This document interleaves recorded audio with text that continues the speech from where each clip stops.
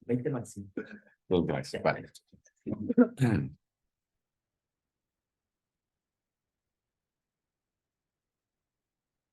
Ya usted me avisa, Kyle, cuando estemos listos, ¿no? ¿Vamos?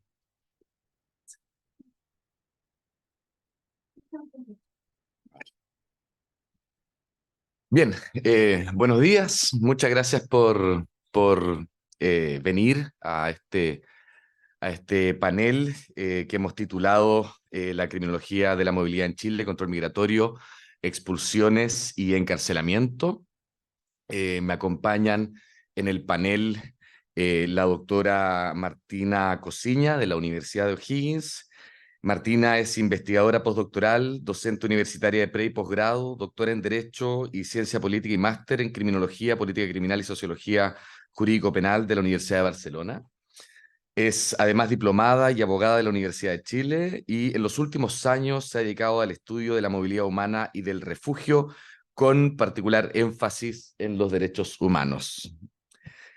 Por otro lado, nos acompaña Diego Rochou, quien es, bueno, participa de esta exposición con Rocío Lorca. Rocío Lorca no pudo asistir, pero Diego Rochou es estudiante del programa de doctorado de Criminología, Derecho y Sociedad de la Universidad de California, Irvine. Sus líneas de investigación se centran en la sociología del castigo, la penalidad latinoamericana y el uso de herramientas digitales en el sistema penal.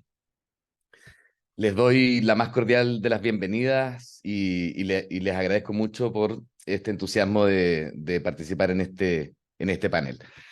Bien, vamos a partir con la primera ponencia que, les confieso, desde ya tiene más bien una aspiración de contexto, ¿sí?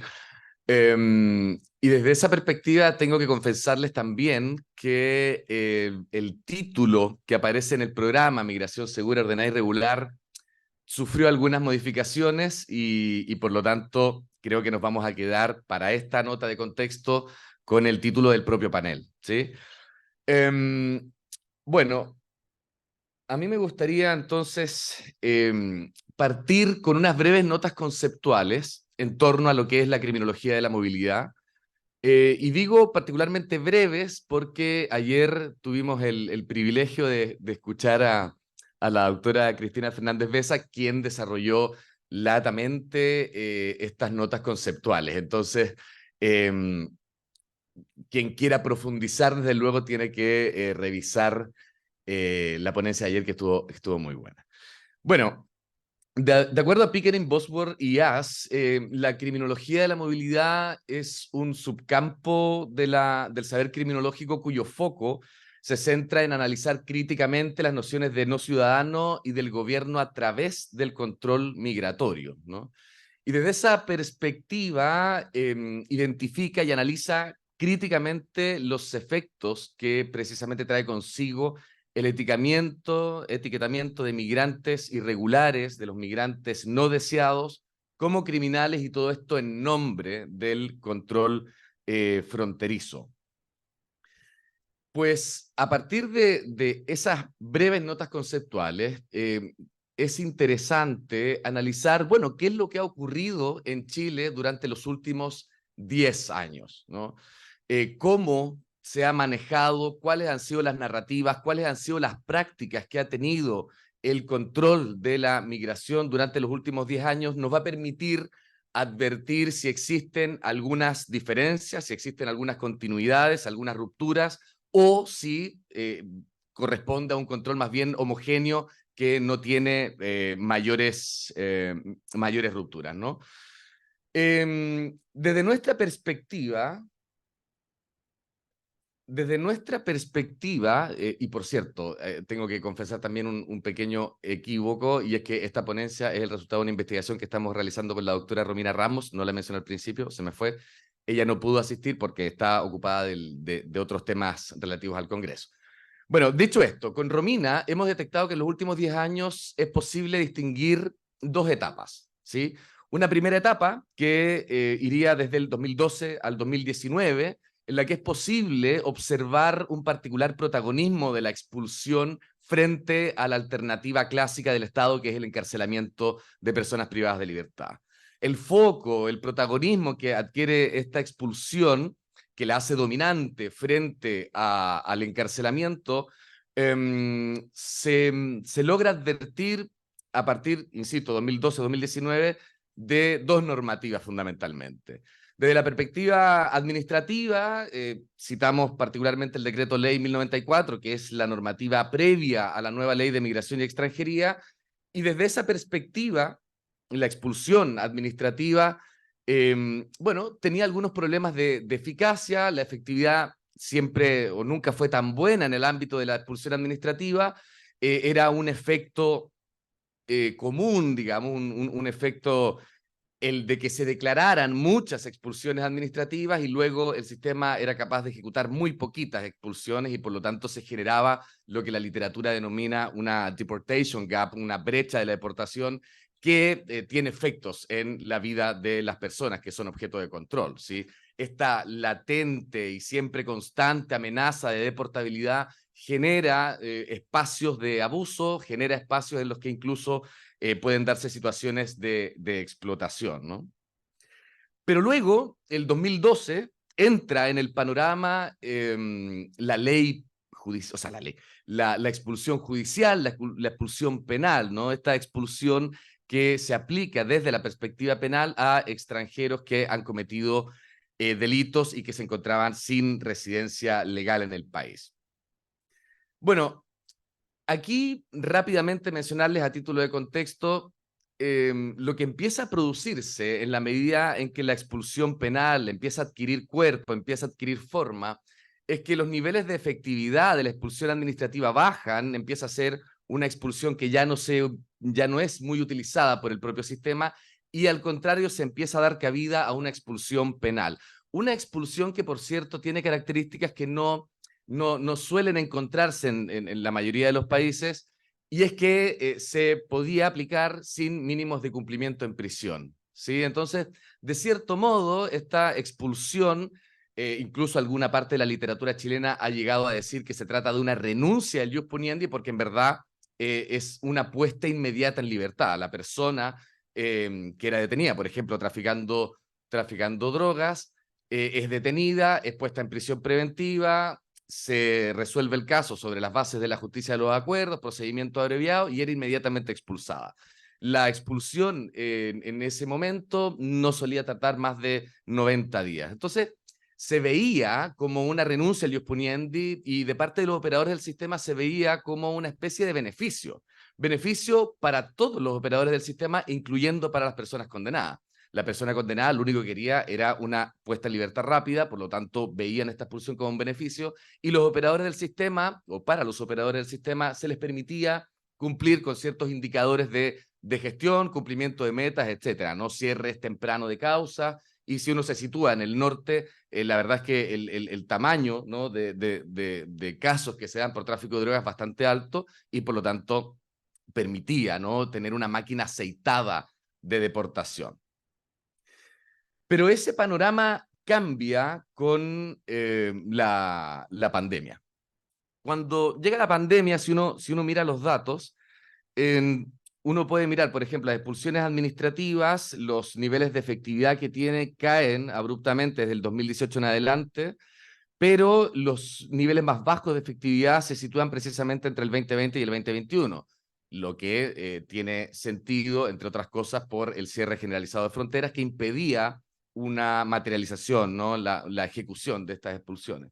Y por el contrario, las expulsiones judiciales siempre han mantenido unos niveles de efectividad bastante claros, salvo por lo que ocurre el 2021. Pero estos datos no se pueden entender si es que no se hace una breve nota de contexto, de qué es lo que ocurrió en pandemia, particularmente aquí en la zona norte. Cuando llega la pandemia, la verdad es que lo conversamos con los colegas y las colegas, se genera una especie de tormenta perfecta, ¿sí? Por una parte se produce un cierre generalizado de fronteras, pero por otra y sobre todo por el norte de Chile, se genera un flujo migratorio bastante importante, que es el flujo de personas de nacionalidad venezolana. Entonces, la llegada de este flujo migratorio provoca ciertas tensiones. Yo creo que las personas que son de acá se recordarán de aquellas tensiones. Llegan a Colchane, que es una pequeña localidad que está en el altiplano chileno, que está justo en frontera con Bolivia, y se empiezan a generar tensiones entre la comunidad nativa, digamos, y la comunidad y el flujo migratorio. Esto empieza a despertar, a activar algunas alarmas, se despierta el orden público, aparece ahí muy imbricado, y luego esto también en una plena conjunción con cómo controlamos o cómo controlaríamos la emergencia sanitaria. Entonces, esta especie de tormenta perfecta genera lo que se conoce como el Plan Colchane. El Plan Colchane, eh, bueno, sobre todo en el norte de Chile hemos tenido varios planes de securitización fronteriza, entre ellos cabe mencionar el Plan Frontera Norte, por ejemplo, pero el Plan Colchane, a diferencia de sus versiones anteriores, es que plasma expresamente nuevos objetivos, nuevos dispositivos y nuevos actores. Entre los nuevos actores, las Fuerzas Armadas empiezan a ocupar la frontera. Se produce una militarización de la frontera. Pero también empiezan a formar parte del control, efectivamente, algunas autoridades, algunas unidades que tienen que ver con la contención del virus, ¿no? Entonces, a partir de ahí surge el sistema de salud, el servicio de salud empieza a ocupar un lugar también coprotagónico. Y la mezcla entre los objetivos de resguardar el orden público, resguardar o contener la emergencia sanitaria y además contener o controlar o intentar controlar el control fronterizo, produce la generación de unos dispositivos que fueron llamados residencias sanitarias transitorias. En principio, estas residencias sanitarias transitorias tenían como objeto recibir al flujo migratorio que iba entrando para efectos de contener la propagación del virus. Entonces, una vez que entraban al recinto sanitario, debían someterse a exámenes de test de COVID, y luego tenían que hacer una cuarentena preventiva para efectos de asegurarse de que estas personas, claro, no podían entrar a Iquique contagiadas. Esa era la idea.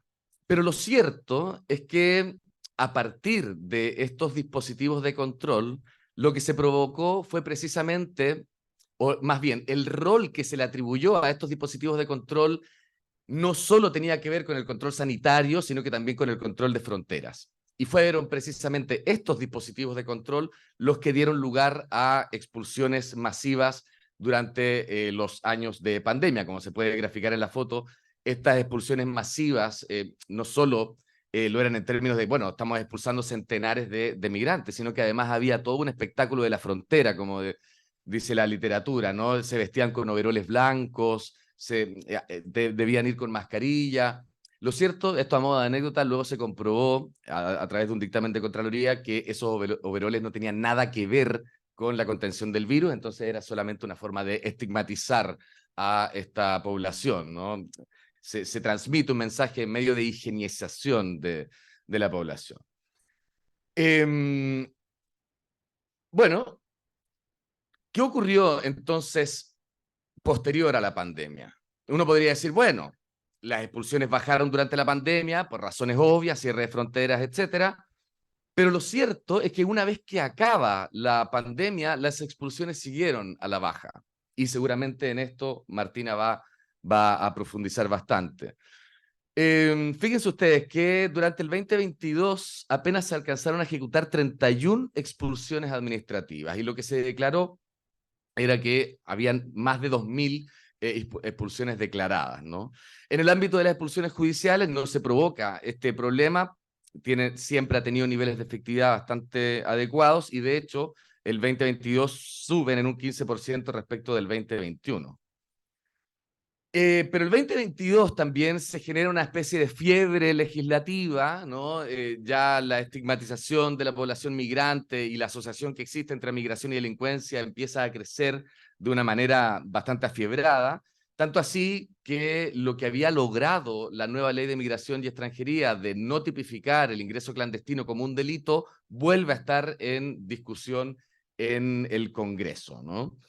Y claro, y aquí no solo empiezan a decaer las expulsiones, sino que, a mi modo de ver, en mi opinión, en nuestra opinión con Romina, pareciera que el encarcelamiento empieza a ocupar un lugar un poquito más protagónico.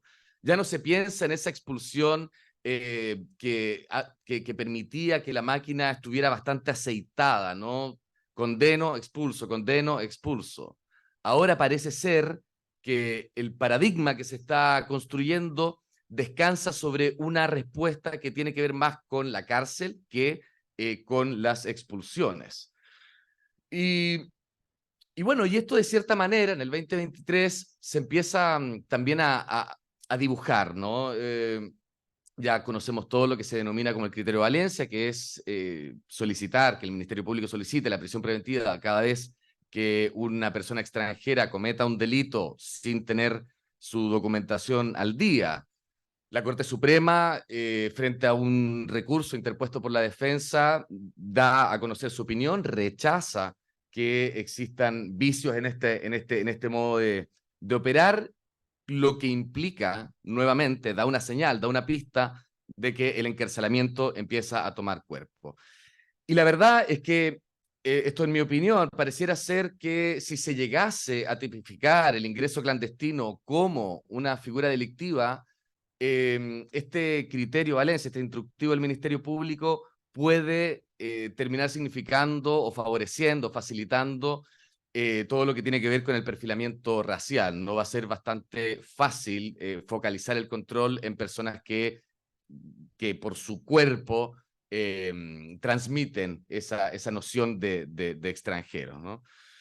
Eso nos permite tener algunas conclusiones, pero más que conclusiones son reflexiones, así, grosso modo, la profundidad de tanto las expulsiones como el encarcelamiento estarán a cargo de mi compañera Martina y de mi compañero Diego.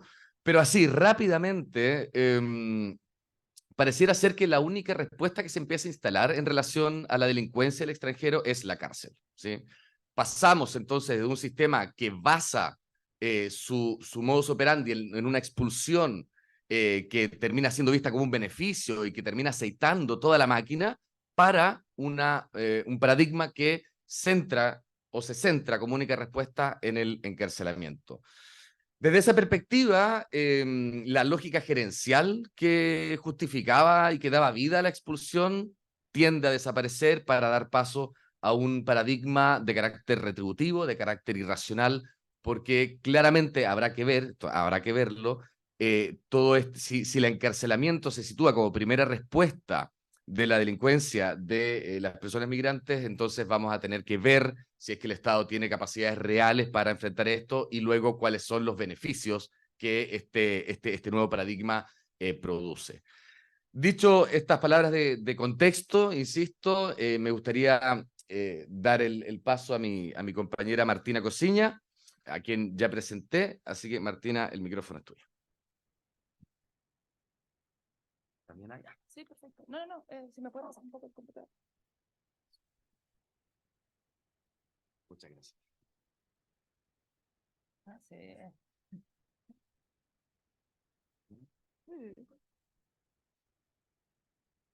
Ah, vale.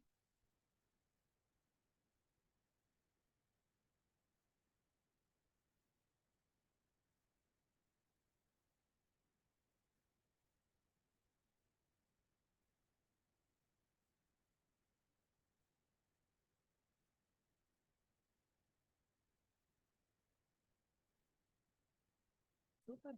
No, tampoco. Bien.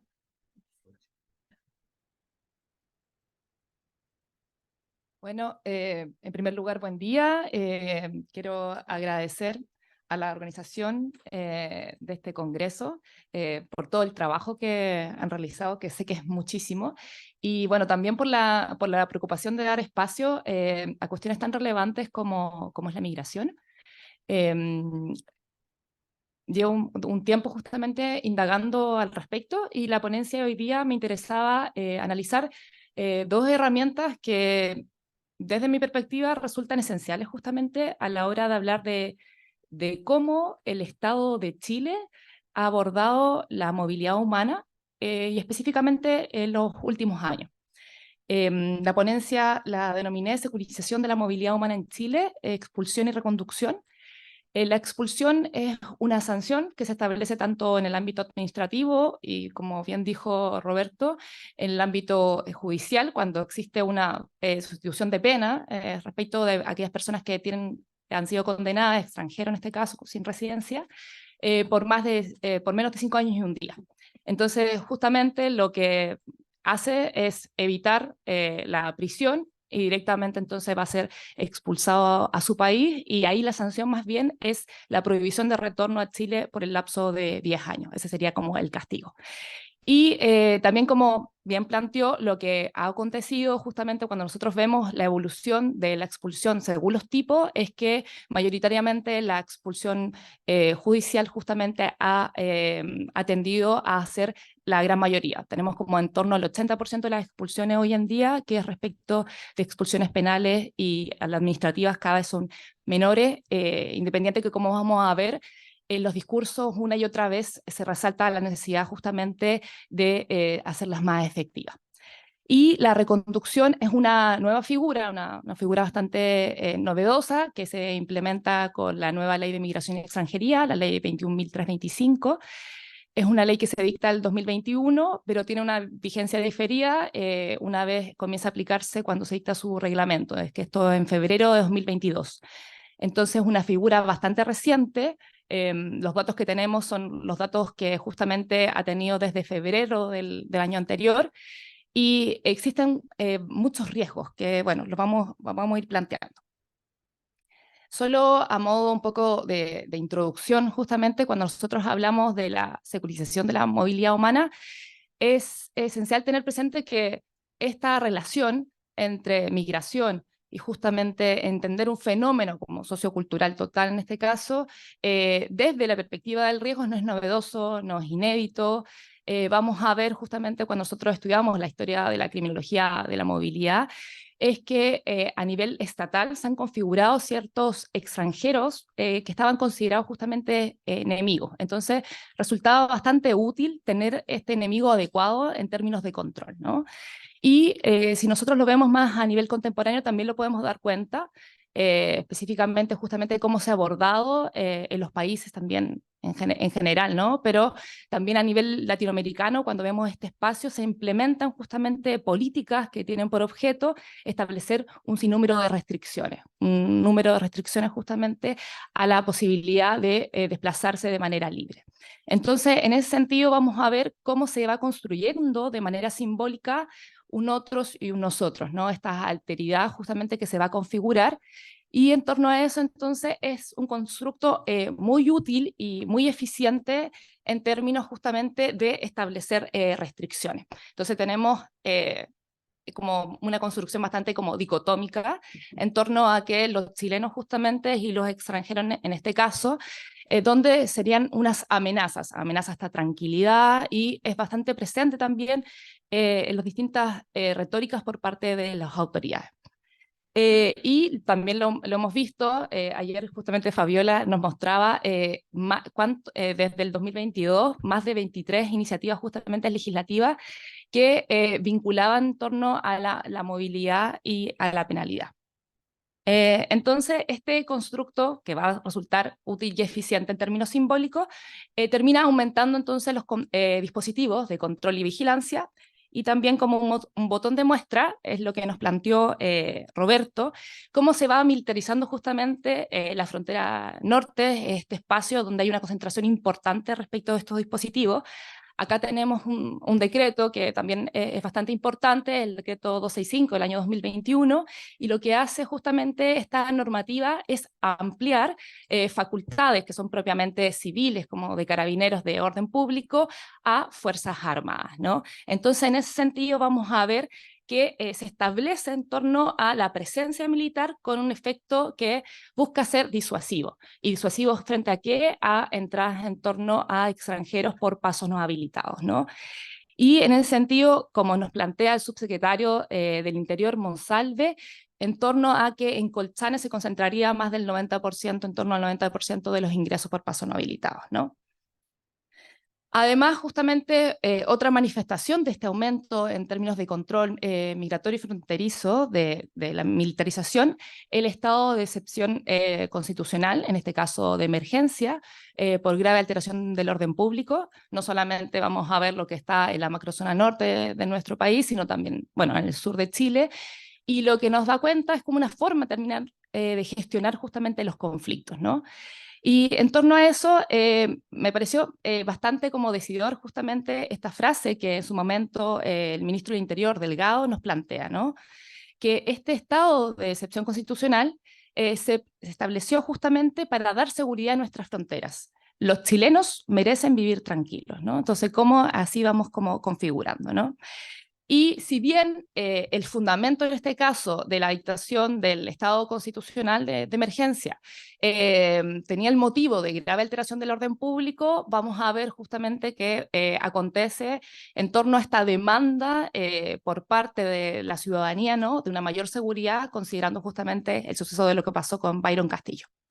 Entonces, a mí lo que más me interesa remarcar justamente es que lo que vemos a través de todas estas medidas es que se configura justamente la excepcionalidad como norma, como nos plantea Agamben, entre otros, ¿no? Entonces, la excepcionalidad se termina transformando como en términos permanentes, ¿no? No solamente lo vemos en el sur, donde hay como más de 24 prórrogas, en el caso del norte hay 3 prórrogas de este estado de excepción, y como nos decía la Fernanda Stang, Leonor Benicelli, lo que ocurre justamente cuando nosotros comenzamos a naturalizar la restricción de nuestras garantías y nuestros derechos es que lo que estamos renunciando justamente a la democracia, ¿no? Entonces lo que se configura más bien es una ficción de democracia.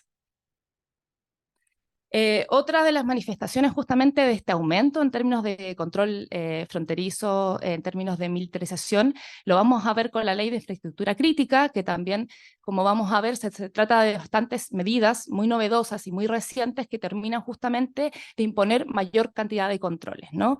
Y en ese sentido, justamente esta plataforma que se crea con el objeto también de abordar la movilidad de Venezuela, nos plantea específicamente que una vez que se establecen estos controles de identidad, terminan explorándose justamente otras formas de ingresar que resultan irregulares y que lo que terminan haciendo no es que se detienen los flujos, sino que terminan precarizándose las travesías.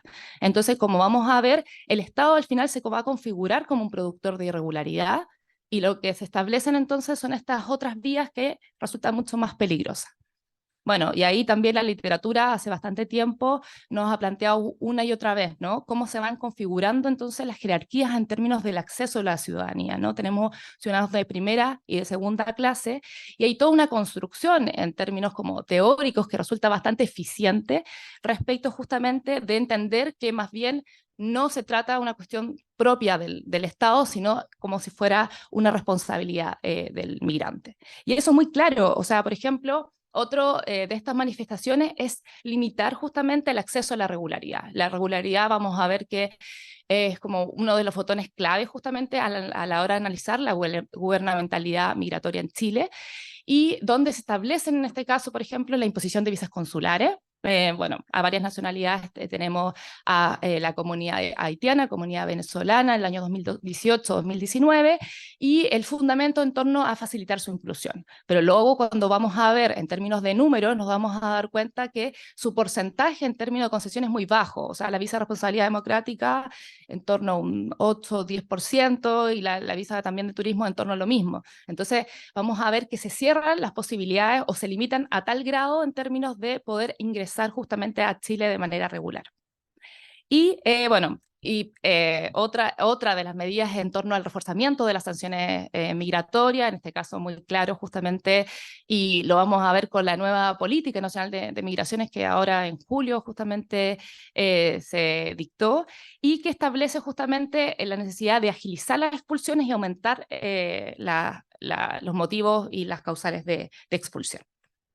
¿Y por qué? Justamente un poco lo que también nos planteaba Roberto, esta brecha de deportación en términos de la deportabilidad que en torno a, por lo menos al año 2021, se establecía más de 33.000. O sea, estamos hablando de números muy, muy altos y es precisamente cuando hablamos de expulsión administrativa, ¿no? Y también, bueno, la ministra del Interior, en este caso, nos habla de 20.000 expulsiones decretadas que no se han ejecutado.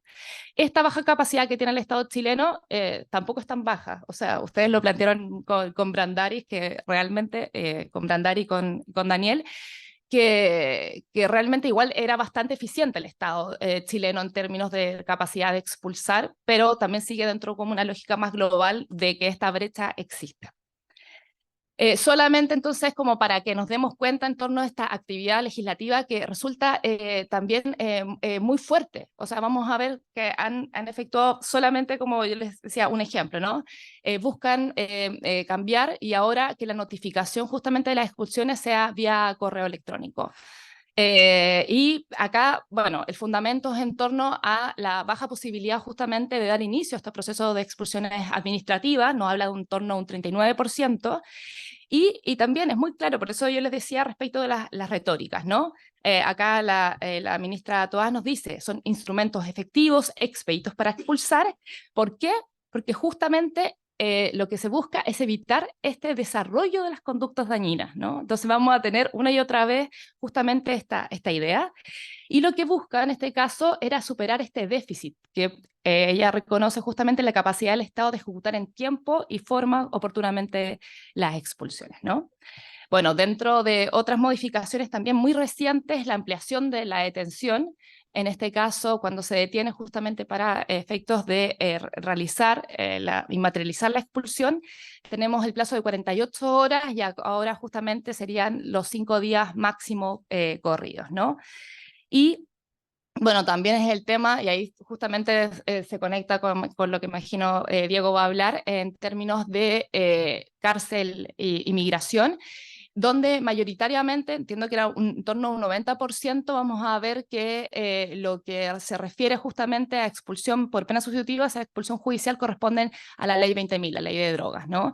Y eso con la nueva ley de migración y extranjería directamente se había eliminado, entonces había una reforma porque se ha entendido que por un tema ya como de hacinamiento carcelario, que no iba a ser posible justamente mantenerla, ¿no? Y acá también el ministro de Justicia nos plantea una cifra, 90% de las expulsiones justamente es en torno a esta ley 20.000.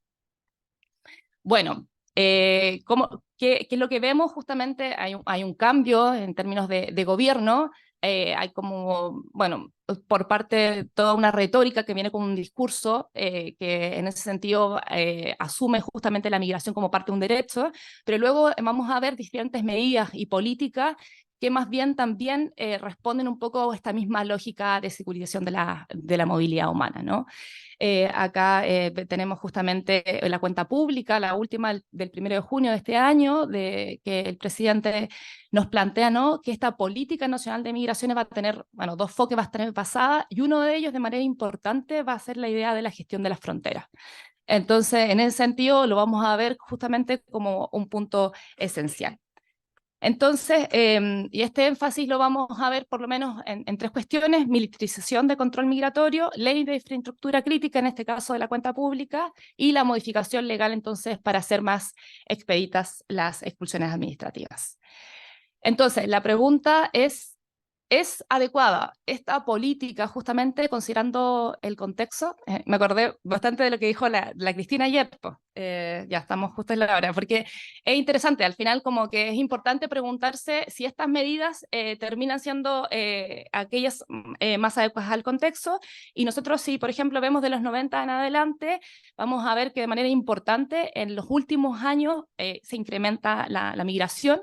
Estas son cifras justamente de residencia de extranjeros con residencia en Chile, Pero lo que a mí me parece como más interesante es justamente decir, bueno, se duplican, en este caso de 2017 a 2019, pero lo que creo que hay que subrayar es que más allá de la residencia como regular y los datos que justamente nos entrega el INE y el Servicio Nacional de Migraciones, que lo que aumenta en Chile justamente es la irregularidad. Entonces, en ese sentido vamos a ver que lo que termina es la precarización de las travesías, y en este caso es muy claro, como ustedes pueden ver justamente, que estas son las cifras con las que se cuenta, donde en los últimos años ha aumentado de manera importante los ingresos por paso no habilitado, y cuando estamos hablando de migración, ante todo en este caso tenemos que ser como muy precisos en torno a dar cuenta de que se trata de una comunidad en particular, donde concentra mayoritariamente como estos ingresos por paso habilitados, donde son los venezolanos, ¿no? Lo que ha transcurrido de este año, del 2023, también es muy similar a la tendencia que el año 2020 en adelante, donde los venezolanos concentran el 65% las denuncias de ingresos por paso no habilitado, en el año anterior, o sea, 2019, en el 40%, entonces cabe preguntarse si justamente estas visas consulares que deberían facilitar la inclusión han hecho eso. Por lo menos la respuesta es negativa, y siempre teniendo presente justamente este contexto, ¿no? Porque ante todo, cuando nosotros hablamos de movilidad, hay que tener presente que la diáspora venezolana se ha establecido en el segundo éxodo a nivel mundial como más relevante en términos numéricos. Luego de Siria alcanza más de 7 millones de personas. Chile se ha configurado en el cuarto país dentro de la región, pero el quinto a nivel mundial de recepción. Entonces, cabe preguntarse entonces si finalmente estas medidas terminan siendo acordes, ¿no? Acá estamos hablando también respecto de infancia, entonces a mí me interesa también dar cuenta, y yo creo que en este gráfico ilustra de manera muy importante, ¿no?, de cómo han aumentado justamente en torno a estas políticas, y vamos a ver, por ejemplo, que en el año 2017, donde tenemos 0 niños venezolanos ingresando de manera irregular, pasamos el año anterior a más de 6.000, ¿no? Eso es también, ahí ya vemos de manera concentrada, ¿no?, en torno a cómo se ha establecido, y es interesante. ¿Por qué? Porque justamente vemos en este gráfico, en las barras azul, las denuncias de ingresos por paso no habilitados que se efectúan frente a las expulsiones. Y ante todo, como ustedes pueden ver, las expulsiones, por lo menos los últimos años y también, bueno, la última década, se mantiene muy similar en términos numéricos, ¿no?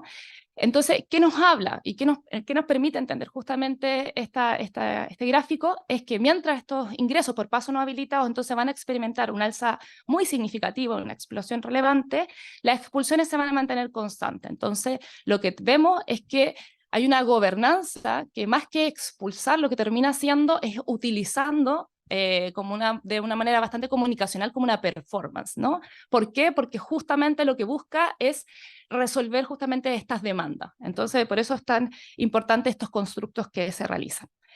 Y ya para ir cerrando, en términos de la reconducción, y por qué me parece también tan polémica esta figura, pensar que en el momento que se lleva al Tribunal Constitucional el proyecto de ley, se elimina directamente la reconducción con respecto a menores. Había un artículo 132 y se elimina por completo, se hace una alusión justamente a la Convención de Derechos del Niño, y lo que se mantiene es, en el caso de un ingreso de extranjeros justamente eludiendo un control, que se va a retornar al país al país vecino, ¿no?, al país por cual llegó, y en el caso de que exista vigente una orden de abandono, una prohibición de ingreso, también se puede devolver al país de procedencia.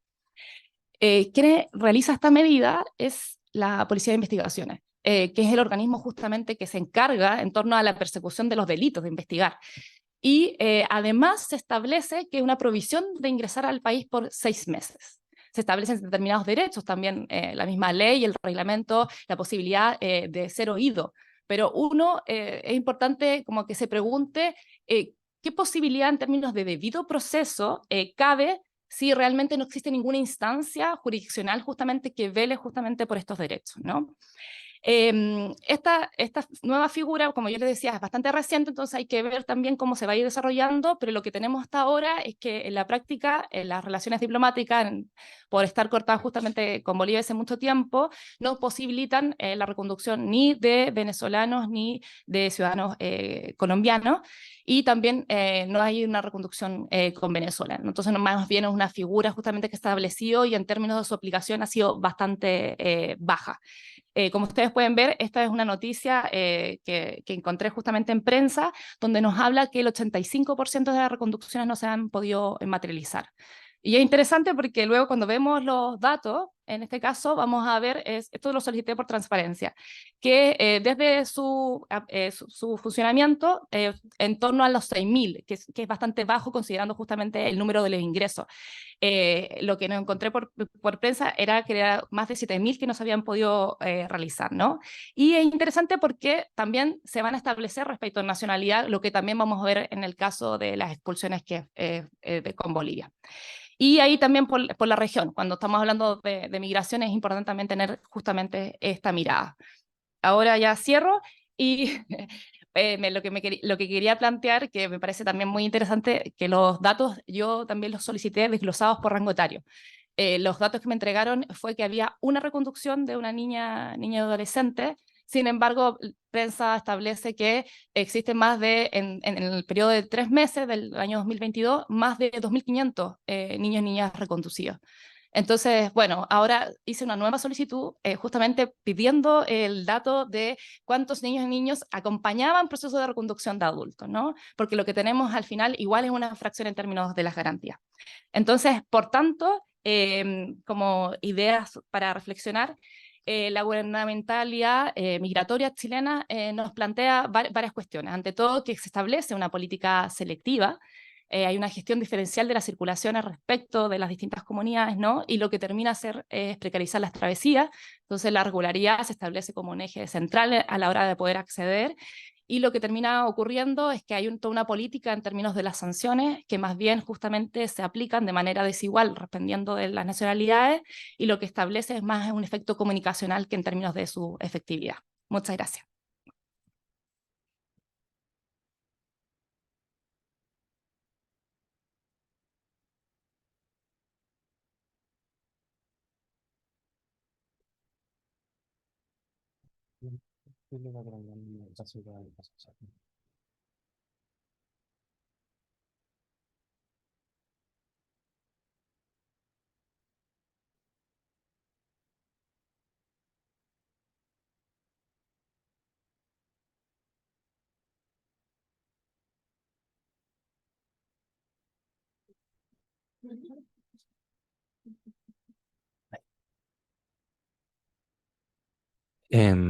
Ya, me toca. Em, Comienzo primero que todo dándole las gracias a Roberto por la organización de este panel y también a la organización general del Congreso, que también es Roberto, em, por estos días y por lo que hemos tenido y lo que se viene. En honor al tiempo, voy a tratar de ser lo más sintético posible para que alcancemos a tener un cierto espacio de discusión y preguntas, y porque yo a las 11:30 tengo que moderar otro panel, me acabo de acordar. Em, Comienzo entonces. Lo que voy a hacer ahora básicamente es dar cuenta de la evolución de las personas migrantes en las cárceles chilenas, esencialmente a partir de datos descriptivos y estadísticas generadas por Gendarmería de Chile, y luego quisiera abordar un problema o una idea particular que dice relación con la situación que deben enfrentar las personas en las cárceles chilenas al momento de desarrollar su vida. Déjenme partir con algo de contexto, y creo que esto ya lo hemos hablado y quedó relativamente claro en la presentación de Martina. Y es que a nivel sudamericano, particularmente en los últimos 10 años, hemos visto una intensificación de los flujos migratorios y las olas migratorias internas desde determinados países como Venezuela hacia ciertos polos receptores como Chile. Y esto ha derivado en que, si consideramos el periodo 2010-2020, según las estadísticas oficiales que nos suelen capturar precisamente la migración irregular, pero nos entregan un cierto proxy respecto de la presencia de personas personas extranjeras en territorio chileno, en este caso, observamos que el porcentaje de extranjeros con respecto a la población total que habita el país prácticamente se ha cuadruplicado en los últimos, en un periodo de una década. Además, durante los últimos 2 años, diría yo, hemos visto una creciente asociación en el imaginario público y en el debate público entre las ideas de migración y criminalidad, todo esto al alero de la crisis de seguridad por la que supuestamente atraviesa el país, y ello ha derivado al despliegue de múltiples políticas y programas que buscan utilizar el brazo penal del Estado para controlar la migración. Y en todas las discusiones y debates con respecto a este problema, a mi juicio, no se suele abordar la manera en que el Estado chileno ejecuta el castigo con respecto a las personas extranjeras, y en particular no se suele hablar mucho de las condiciones de vida de los extranjeros en las cárceles y su experiencia, porque la prensa en general, cuando habla de extranjeros en la cárcel, se refiere a las bandas criminales organizadas y todos los problemas asociados a ello. Ahora, a modo de contexto y antes de entrar a la descripción de los datos, quería dar cuenta un poco de la manera en que se ha examinado en Chile este vínculo entre criminalidad y migración, y especialmente el contacto e involucramiento de las personas extranjeras con el sistema penal del país. Esto me parecía muy interesante hasta ayer, porque, bueno, básicamente la profesora García España explicó lo mismo que yo voy a explicar ahora, y lo voy a hacer de la manera más sintética posible. Sabemos que el vínculo entre criminalidad y migración es un vínculo complejo. Un cierto grupo de estudios, y yo diría que la mayoría, suele tener como hallazgo que la migración y el aumento de los flujos migratorios no produce impactos significativos en los índices de criminalidad, particularmente en términos de aumento, mientras que otros estudios llegan a conclusiones que parecen ser relativamente contrarias a esta idea. Y esto ha llevado especialmente a que en los estudios desarrollados en el norte global se plantee que un análisis adecuado con respecto a la incidencia de la migración en las tasas de criminalidad debiera considerar datos desagregados por unidades espaciales en que ocurren los delitos, las nacionalidades de las personas que se ven involucradas en esto y también lo de su origen étnico. Y también sería necesario distinguir entre diversas categorías de delitos, entre otras cuestiones. A nivel local, yo diría que los principales análisis, probablemente los más relevantes y sofisticados en términos de metodología, se han desarrollado por el Centro de Estudios Públicos. Y aquí encontramos dos publicaciones relativamente recientes. La primera es del año 2020 y fue elaborada por Cox, Blanco y Vega. Lo que hicieron estos autores fue considerar las bases de datos de la Defensoría Penal Pública con respecto a casos en que hubiera imputados extranjeros involucrados, esto para el periodo 2006-2018, y lo que intentaron hacer fue calcular los factores de representación de este grupo con respecto a los extranjeros en la población chilena, en la población en general que habita el país. Y lo que constataron fue que las personas extranjeras presentan un bajo nivel de representación en su contacto con el sistema judicial y el sistema penal en particular, y esto ha presentado una tendencia decreciente para este periodo, al menos desde el año 2011. Todo esto es así para la gran mayoría de los delitos, salvo los delitos relativos a la ley de drogas, en los cuales se observan altos índices de sobrerepresentación de personas extranjeras, especialmente en la zona norte del país, y también altos índices de imposición de medidas cautelares de prisión preventiva y también de condenas, nuevamente por drogas. Luego, hace muy poco, Ugarte y Vergara, investigadores del Centro de Estudios Públicos, actualizaron el análisis de Cox, Blanco y Vega utilizando una metodología similar y la misma base de datos complementada con bases de datos policiales, pero examinaron el periodo 2018-2022. Y lo que encontraron esencialmente fue que la representación de las personas extranjeras subió en la mayoría de las categorías de delitos, pero paradójicamente se ha presentado un descenso en este periodo con respecto a la representación en delitos de drogas. Además, destacan como un resultado relativamente preocupante que al año 2022 se produjo una sobrerepresentación en el involucramiento de migrantes en delitos especialmente violentos como los homicidios y también los robos. Pero el resultado agregado de su análisis lo que muestra es que aún existe una subrepresentación en el involucramiento con el sistema penal de las personas extranjeras. Y esto es coincidente con, yo diría, uno de los hallazgos más significativos en torno a este análisis que ayer también reseñaba la profesora García España, y que es que O.C. Kurin en el año 2018, en un artículo publicado en el Annual Review of Criminology, y mediante un meta-análisis de la información disponible y de una gran cantidad de estudios, determinaron que, en términos generales, el aumento de los flujos migratorios tiene un impacto nulo o incluso ahí, en el mejor de los casos, escaso en el aumento de las tasas agregadas de delitos. Y esto pareciera ser relativamente consistente con lo que podemos ver sobre el caso chileno. Ahora sí, hablemos de la situación de los migrantes en la cárcel. Lo que pueden ver en el gráfico es la evolución que ha tenido. Sí, se ve relativamente bien, pero esto lo explico.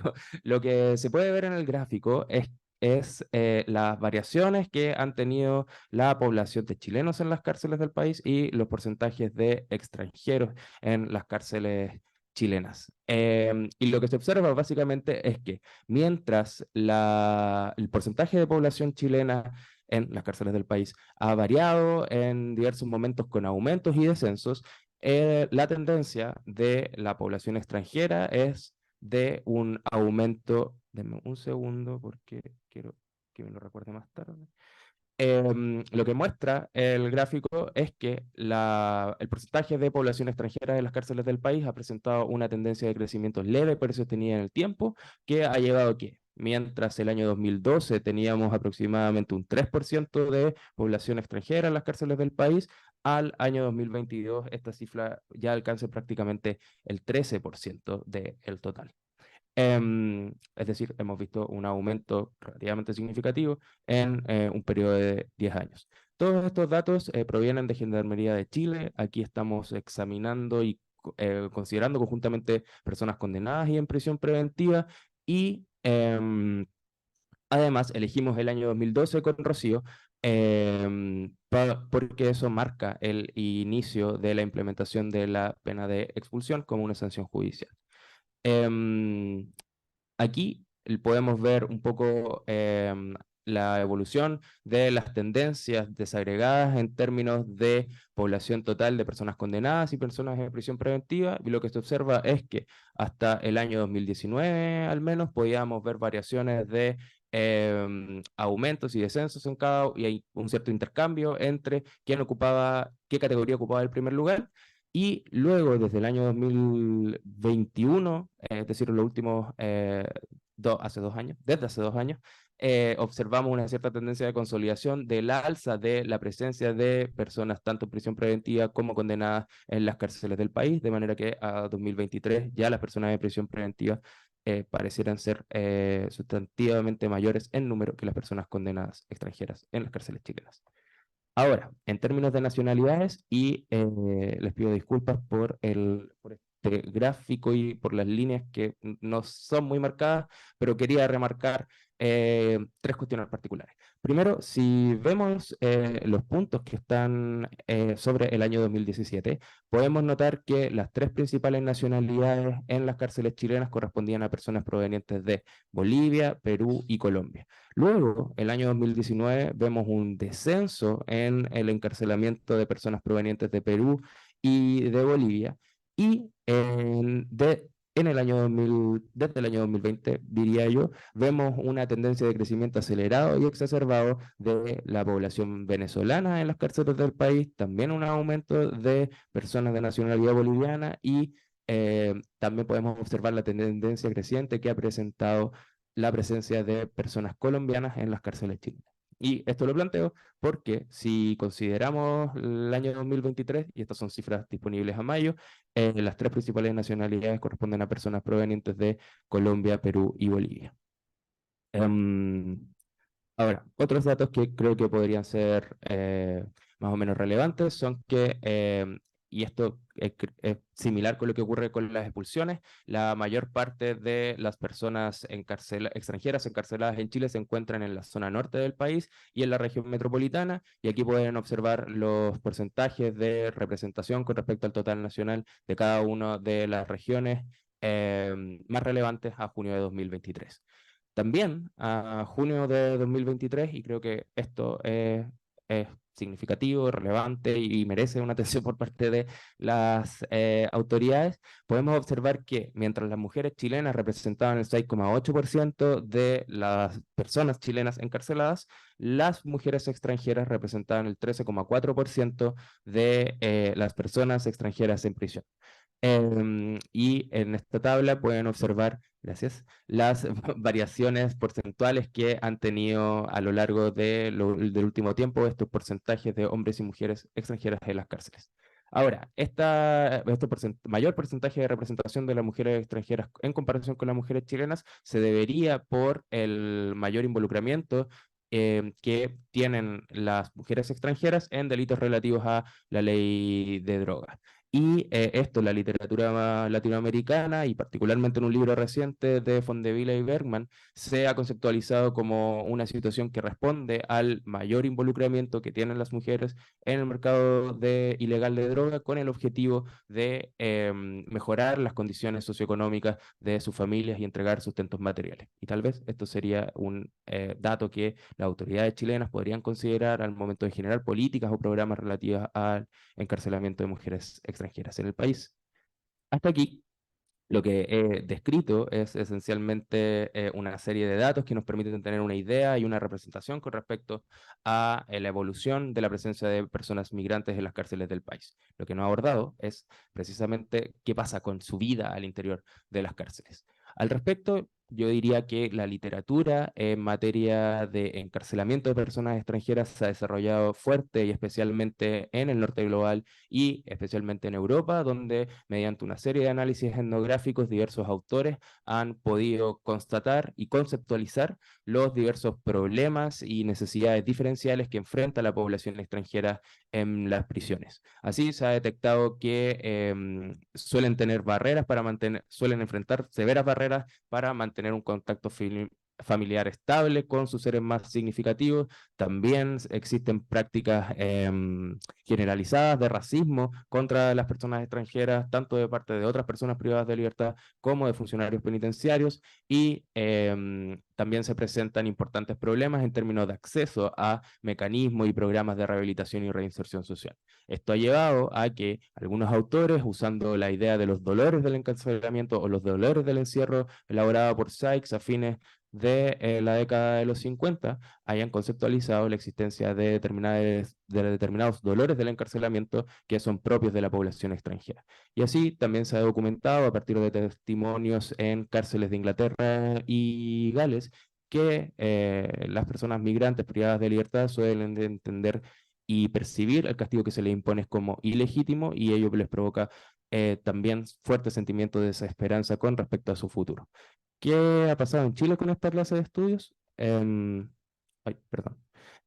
Bueno, básicamente no hemos avanzado mucho en el desarrollo de esta literatura y en esta clase de análisis, y por ello, hace un par de años con Rocío Lorca, que es mi coautora de esta presentación, y también con Violeta Purán, que es otra compañera que nos ayudó en el desarrollo de un estudio particular, realizamos un análisis documental de diversas fuentes con el objetivo de explorar cuáles eran las principales barreras que se habían constatado y los problemas que se habían detectado con respecto al desarrollo de la vida de las personas extranjeras en las cárceles nacionales. Y esto con el objeto de sentar una suerte de línea de base que permita ir avanzando hacia, ojalá, en algún futuro próximo, desarrollar etnografías con respecto a la vida y utilizar otras metodologías cualitativas también para explorar la vida de las personas extranjeras en las cárceles chilenas. Básicamente lo que detectamos fueron 3 puntos sustanciales a partir de este análisis documental.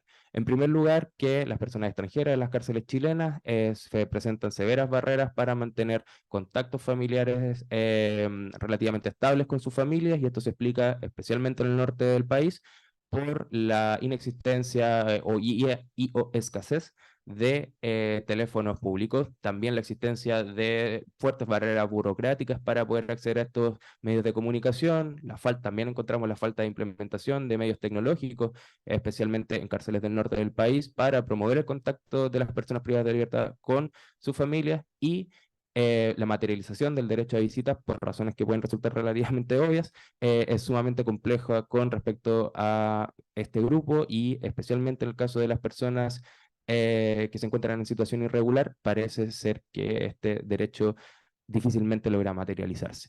También detectamos prácticas y conceptualizaciones discriminatorias con respecto a las personas provenientes de Perú y Bolivia, nuevamente y esencialmente en las cárceles del norte del país, en las cuales tanto los funcionarios penitenciarios como otras personas privadas de libertad se referían a quienes provienen de estos países como negros en un sentido despectivo. Me quedan 2 minutos.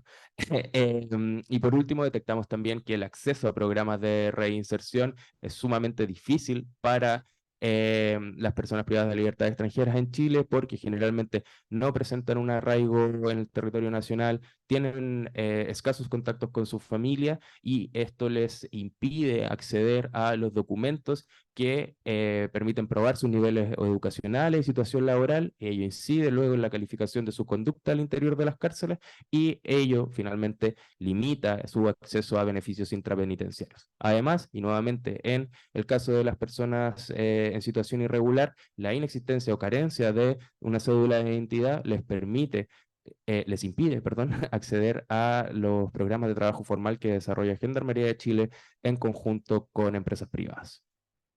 Hasta aquí, y con esto quiero cerrar. em, Podemos ver que la población penal en las cárceles chilenas ha experimentado un crecimiento leve pero estable a lo largo del tiempo. Y también a partir de los hallazgos que presenté en la diapositiva anterior, podemos entender que el Estado chileno no ha desarrollado políticas ni planes que permitan reconocer específicamente las necesidades y problemas de las personas extranjeras privadas de libertad. Y esto es problemático a la luz de uno de los principios que debiera fundamentar la autoridad política del Estado chileno para castigar a las personas extranjeras. Se ha señalado que uno de los principios fundantes para entender que el despliegue del poder punitivo con respecto a una cierta comunidad es democrático, que este debe responder a ciertos estándares de igualdad. Y aquí lo que la igualdad exige no es una igualdad de trato material y homogéneo para todos, sino que articular mecanismos que permitan reconocer las diferencias de las personas, en este caso las personas privadas de libertad, de manera que así puedan percibir que se les está brindando un trato igualitario a partir del reconocimiento de sus diferencias. En el caso chileno, podemos apreciar que estas necesidades particulares no han sido abordadas de manera sistemática por el Estado chileno y ello nos permite, consideramos con Rocío, aseverar que el encarcelamiento de migrantes en Chile adolece de severos grados de ilegitimidad. Y con esta idea les doy las gracias por su atención y creo que tenemos algunos minutos para pasar a discutir y conversar. Gracias.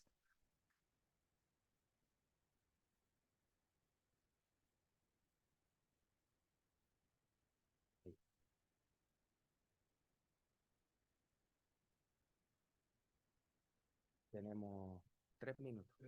3 minutos. Hagamos una pregunta. Bueno, tenemos muy poquito espacio para preguntas. Quizás por ahí lo mejor sería que conversáramos en el café de la tarde. Pero no sé, igual, pregunto, ¿hay alguna pregunta del público o lo dejamos para el café? Ahí atrás.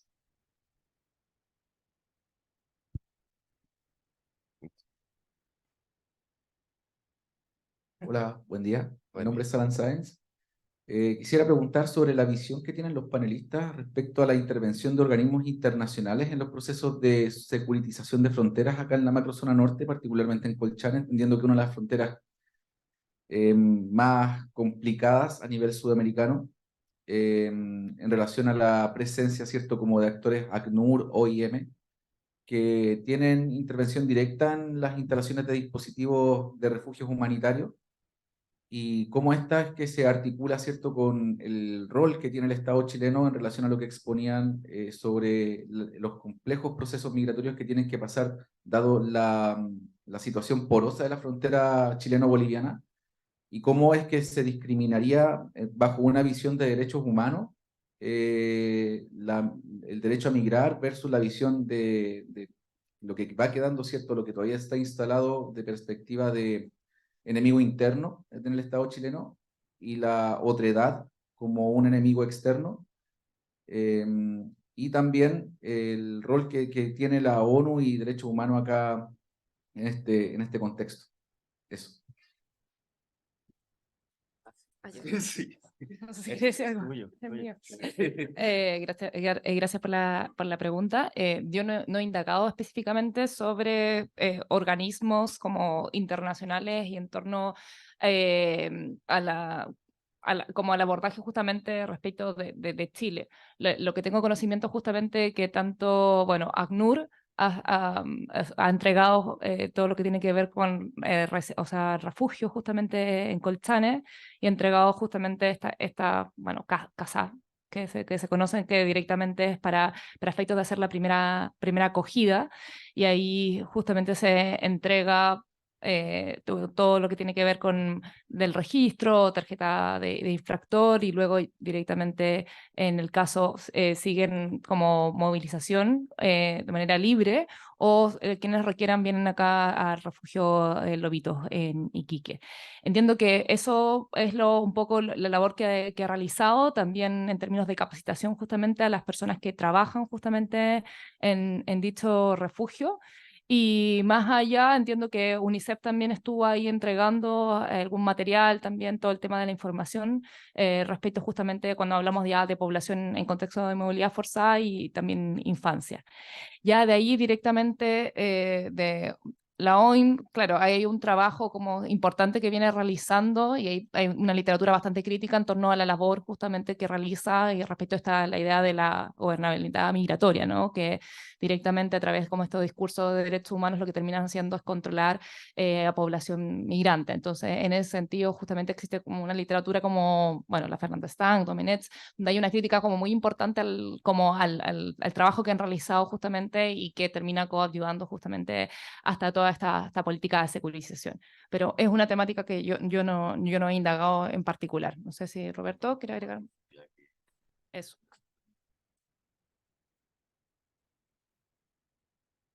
Cerramos entonces. Vale. Bueno, muchas gracias por haber participado en esta sala y ahora les dejamos cordialmente invitados e invitadas a continuar en el resto de ponencia. Gracias.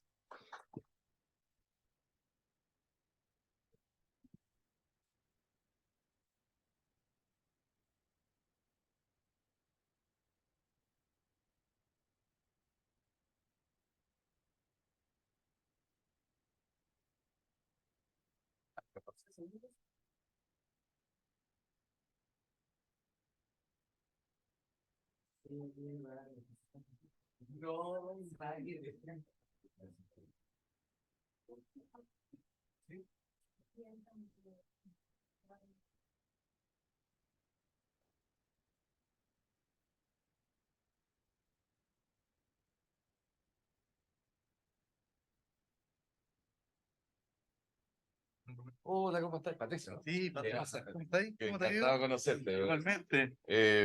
Bueno, por múltiples partes me han hablado de ti, me han hablado además súper cosas buenas. Eso espero, menos mal. No, sí, sí. Y aquí, de hecho, aquí, bueno, Nico me ha hablado mucho de ti. Sí, trabajamos harto. Claro, me dice En que los fue tu tiempos que ayudante. Claudio lo suelta. ¿Ah? Claro, claro. Pero que cheque ahí, que Sí. los, recursos. cualquier cosa. Claro, y por qué también pues, se ha apoyado con el comité organizador de No. alguna manera, pero nada, es súper bueno, increíble. Así que, bueno, y de hecho, también por otro lado,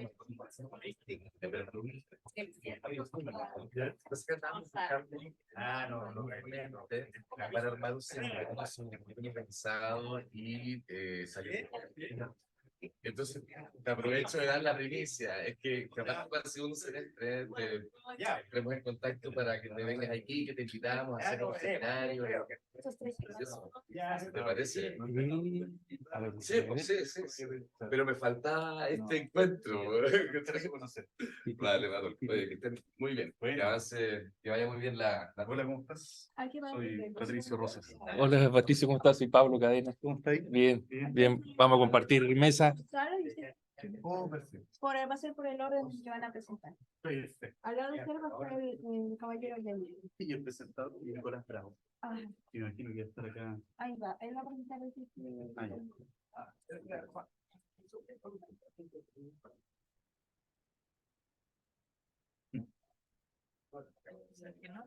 Interesante esa imagen, ¿eh?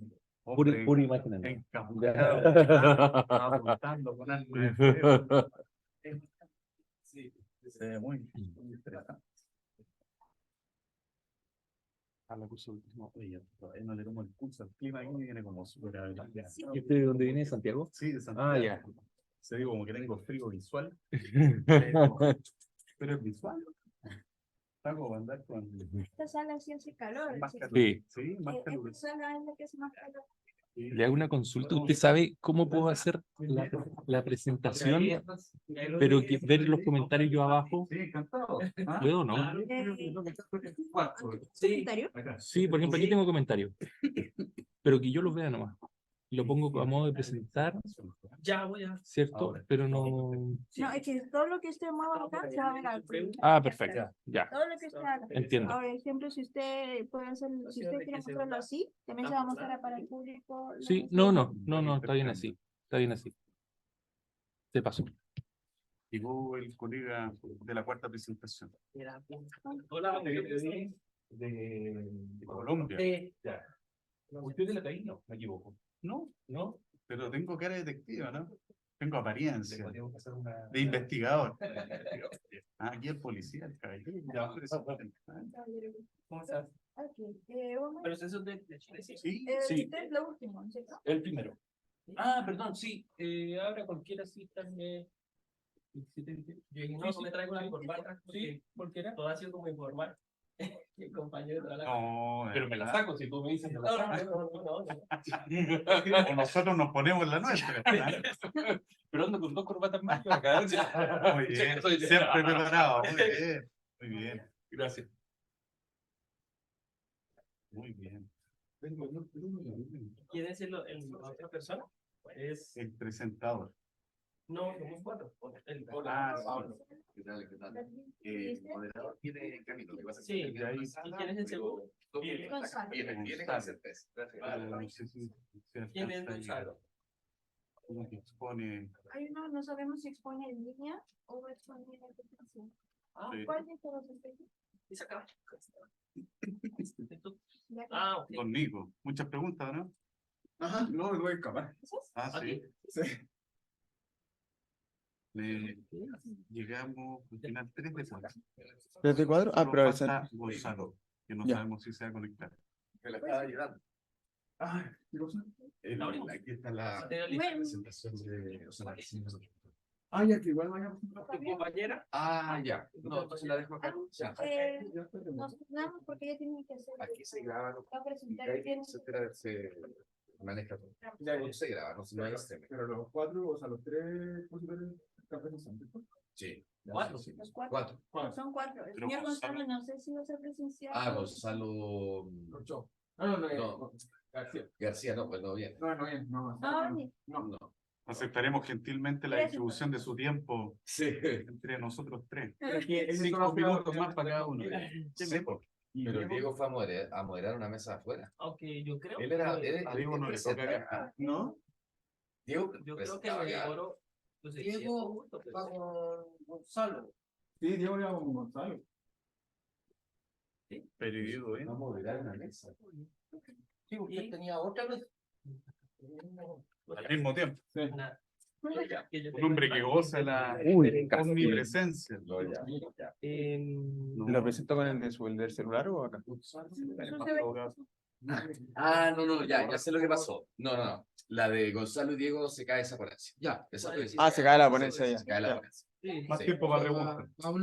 Pablo Cadena. Pablo Cadena. Patricio Rosa. Mijail, eso, ahí está. Acá está. Y Cadena es el de corbata que se llama. Vale.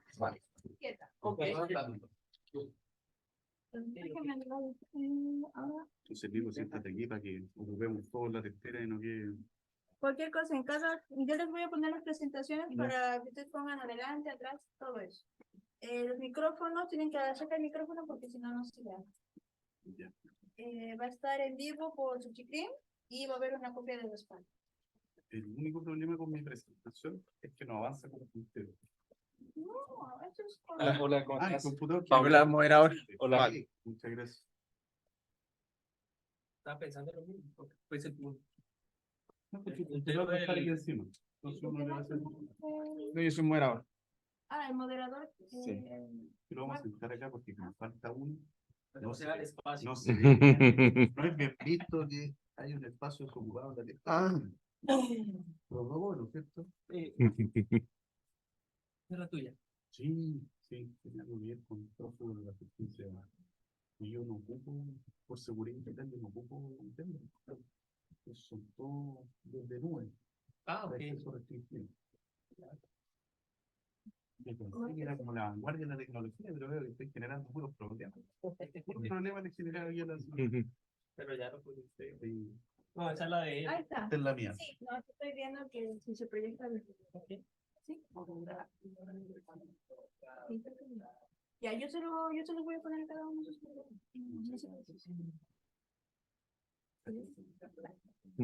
Empezamos mal ya.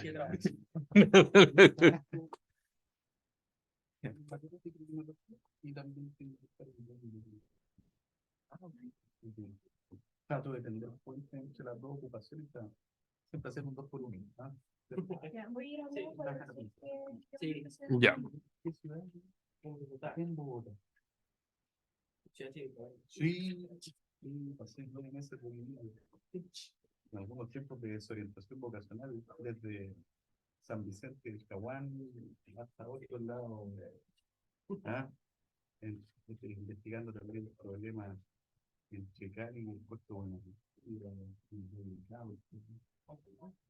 también mi trabajo ahí en música popular. Y que no es la corte, ¿cómo le parece? Es que sí, me retiro. Ya. Sí, pues, ya, para- Sí. No. 10 segundos, 10 segundos. Oye, entonces no, ¿pusiste las preguntas del 8 maneras? No, pero me expuse, le dije a un compañero que me dijera. Dijiste, Claudio, contesta las preguntas. Se me hubiera, no se me ocurrió. Te dejo a cargo. Pero no se me ocurrió que pago. Disfruta el viaje. Cuando vuelva el caballero Pablo, ahí vamos a empezar. Sí, bien. Sí, querido, esa cuestión de la especialidad investigativa. Fíjate la última parte que tiene. Bueno, busca instalar. Estamos bien. Una cosa, como el tiempo de trabajo. Yo le corto con 15 minutos, no sé si hay mucho para acá, ¿no? Yo creo que lo puedo hacer más pausado. Para un poquito más de... Pues si usted en otro país, como a viajar ahí, ¿cuántos? 2000 kilómetros para dar 15 minutos y irse. Porque si falta uno con 15, repartimos 5 más para cada uno. Claro. Nos repartimos la herencia. ¿Ah? No, si ya vino con corbata, entonces yo me relajo, me arremango. Está ahí, no, pase el contrapeso. No, para verme más joven como el presentador. Esa era la. Me saqué el piercing hoy día. De haber sabido lo traigo. Ya. Pero ¿cómo llega restringiendo la unidad de Ya. No, pero ese tiempo que estoy utilizando. Podemos pasar unos minutos más. Ya. Yo igual voy a estar de influencer. Aquí tenemos la policía del tiempo. ¿Ah? ¿Qué empieza a hacer? Todo esto. Y al final, yo le paso mi nombre y se lo paso todas las fotos que pongo yo. Bienvenido, Pedro Horacio. Adelante. Bienvenido. Yo voy acá, desde allá al fondo, y hago de allá, 3 puntos. Oye, si no es impertinente, lo invitamos a sentarse aquí adelante para armar la conversación. De verdad. Doña Carla también está invitada a sentarse aquí adelante con Pedro, por favor. Y a los demás, por favor, los invitamos para que hagamos más una conversación. Miren, que no tiene sentido que se queden allá al fondo. Genera más distancia todavía del encuentro que queremos generar entre ustedes y nosotros. Así que son cordialmente invitados, de verdad, a sentarse aquí, por favor. Veo que mi capacidad convocatoria es inútil. Soy un motivador masculino. Bueno. Doña Carla, no hay caso. No quiero. Ya. Sí, ya. Vea, también. Se la invitamos aquí para conversar. ¿No? No sé, usted es el moderador, usted manda aquí. Ya. Y el policía del tiempo, el verdugo de las presentaciones.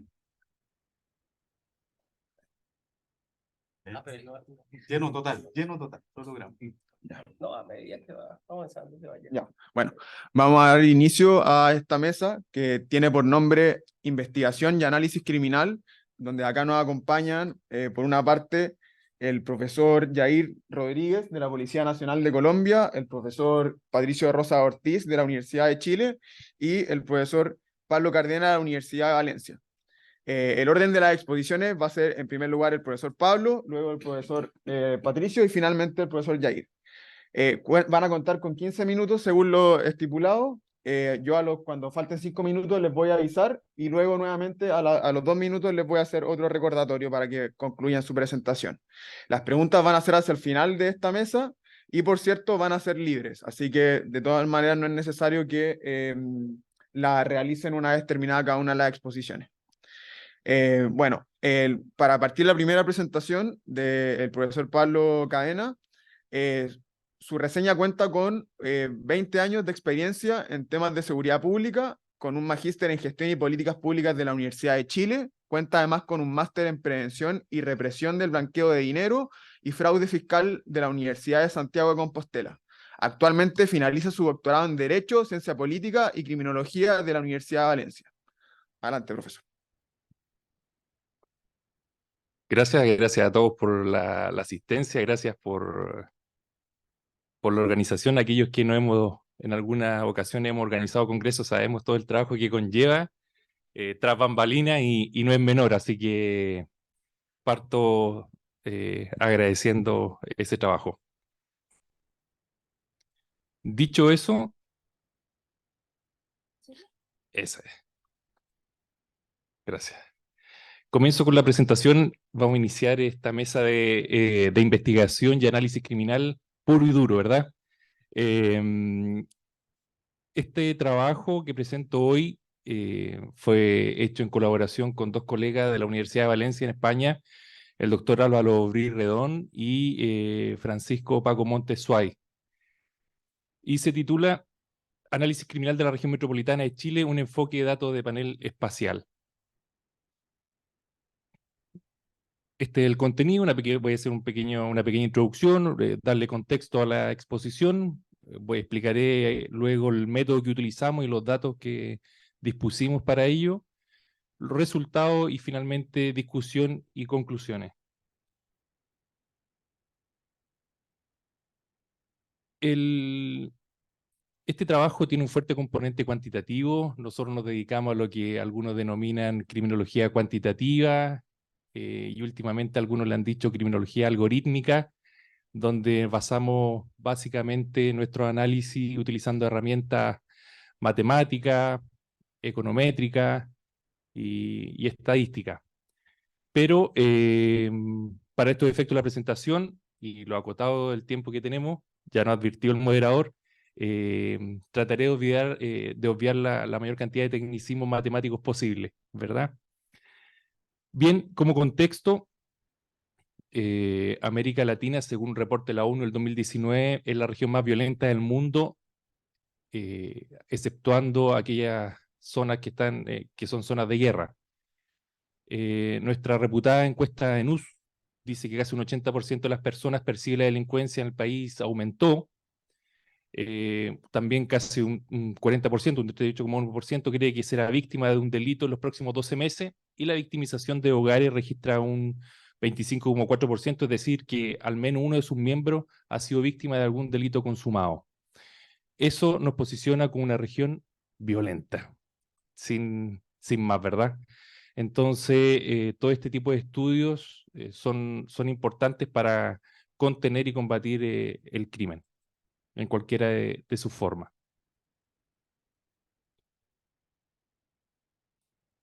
El estudio que les presento hoy es un estudio que se basa en la región metropolitana de Chile, en sus 52 comunas.